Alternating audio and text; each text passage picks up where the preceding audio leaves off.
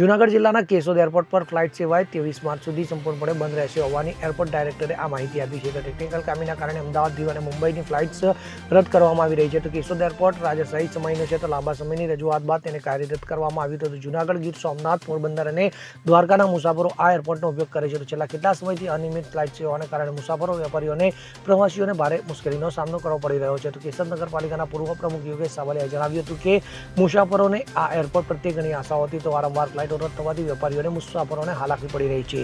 તો એરપોર્ટ ઓથોરિટીએ આશ્વાસન આપ્યું છે કે ભવિષ્યમાં ફ્લાઇટ રદ ન થાય તે માટે તમામ પ્રયત્નો કરવામાં આવશે. ત્યારે આ એરપોર્ટની આસપાસના 200 કિલોમીટરના વિસ્તારમાં અને ધાર્મિક અને પર્યટન સ્થળો આવેલા છે. તો સોમનાથ મંદિર સહિતના સ્થળોએ લાખો શ્રદ્ધાળુઓ અને પ્રવાસીઓ આવે છે. તો આગામી ઉનાળા વેકેશનમાં મુસાફરોની સંખ્યા વધવાની સંભાવના છે, જેથી સરકાર અને તંત્ર દ્વારા આ સમસ્યાનું વહેલી તકે નિરાકરણ લાવવામાં આવે તેવી સ્થાનિક લોકોની પણ માંગ ઉઠવા પામી છે. Bureau report, CN24 news. હવે જુઓ દેશ દુનિયાની તમામ ખબરો તમારી આંગળીના ટેરવે.